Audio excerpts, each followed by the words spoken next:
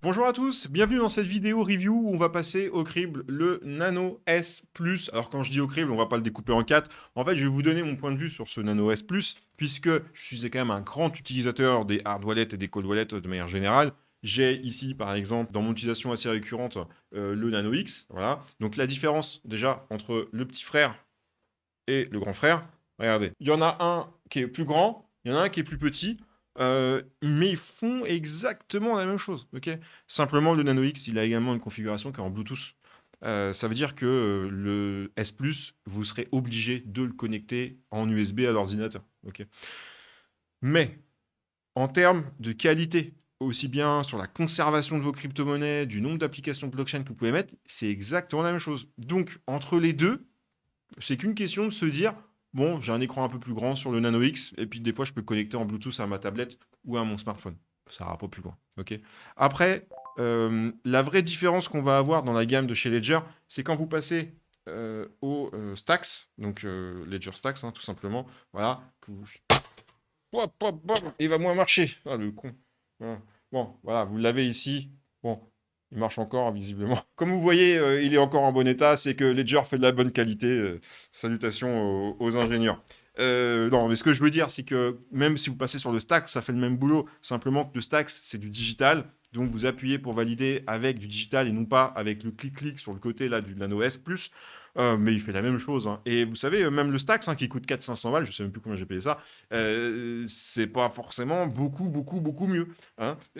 Pour vous donner un ordre d'idée, sur le stack, je peux mettre 15 applications.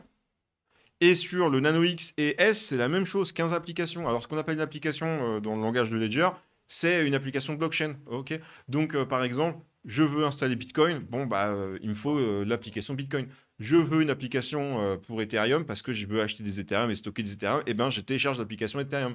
Je veux des USDT sur Ethereum. Ah, bah non, là, vous réutilisez l'application Ethereum parce que vous utilisez des USDT sur la blockchain Ethereum. Donc, en fait, une blockchain, une application. Bon, en fait, c'est simple. 15 blockchains, 15 applications, et basta, le tour est joué, le machin, il sera plein, quoi, hein. Que vous soyez sur Stax ou Nano S, Nano S Plus, ou ce que vous voulez, bon, c'est la même musique, c'est la même rengaine.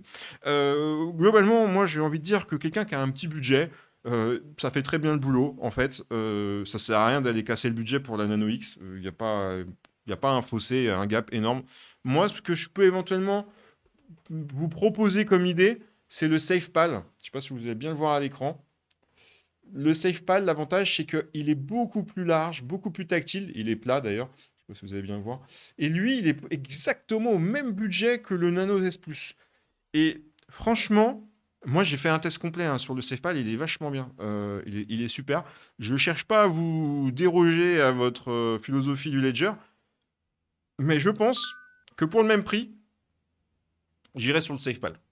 J'irai sur le SafePal parce que c'est un produit plus agréable à utiliser au quotidien. Alors, c'est là où je veux en venir. C'est que si votre objectif, c'est simplement d'avoir un ledger pour accumuler un peu de Bitcoin, un peu d'Ethereum, pas faire beaucoup de mouvements, bon, allez, prenez le S+, vous serez peinard. Mais si vous cherchez à faire quand même un peu de finances décentralisées, un peu de mouvement et d'être un peu proactif dans vos achats, bah, ça va vite être un peu casse-pied, cette histoire de Nano S+, pour être totalement honnête. Du coup, peut-être que là, le SafePal sera beaucoup plus agréable à utiliser au quotidien. Vous voyez. Donc il y a vraiment cette notion de dire est-ce que je vais l'utiliser régulièrement ou pas. Si c'est le cas, je pense que je partirai sur le SafePal. Si c'est pas le cas, je prendrai le Ledger Nano S pour la simple et bonne raison qu'il a fait ses preuves depuis bien plus longtemps que le SafePal, malgré quand même que je tiens à relativiser. SafePal est sur le marché depuis 2018. Le truc, c'est qu'en France, on connaît que Ledger quasiment.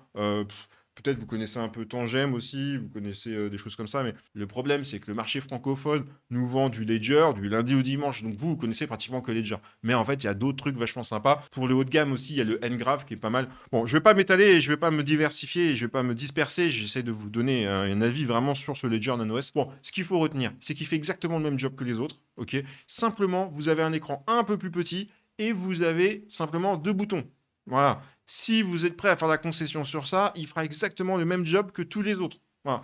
Fin du débat, vous savez maintenant où vous jeter. Si vous voulez un truc solide et fiable, il est pour vous. Si vous voulez un truc solide et fiable avec un grand écran, eh ben il n'est pas pour vous. C'est aussi simple que ça. Globalement, moi, ce que j'utilise au quotidien, c'est le Stax. Vous voyez, là, j'ai un grand pavé pour taper mon code, vous voyez? Donc c'est digital, c'est beaucoup plus agréable. Mais moi, j'utilise ça tous les jours et je fais plein de transactions. Et ça, l'avantage, c'est que je peux le déverrouiller pendant 10 minutes. Pendant 10 minutes, je peux faire des transactions sans avoir à retaper le code. Que là, à chaque fois, 1, 2, 3, 4, 5, 6, 7, 8, vous allez taper, vous allez voir, c'est vraiment casse-pied, hein. Franchement, les mecs qui ont inventé ça à l'époque, ils n'ont pas inventé d'eau chaude. Mais ça marche. Voilà. Donc ça sert à rien d'épiloguer plus longtemps, il est fiable, il marche bien. Le truc, c'est qu'il y a un petit écran et des petits boutons. Voilà. Et si vous êtes prêt à faire l'impasse sur ça, eh ben, il est fait pour vous. Je vous mets un lien de parrainage dans la vidéo, là, dans la description ou dans le premier commentaire. Je sais pas ce que vous allez avoir. En fait, j'ai récupéré ça sur mon compte de chez Ledger et vous allez avoir des trucs, des bonus, des machins, je sais pas quoi. Donc regardez si ça fait votre bonheur. Là, au moment où je tourne cette vidéo, il est aux alentours des 60 euros, quelque chose comme ça.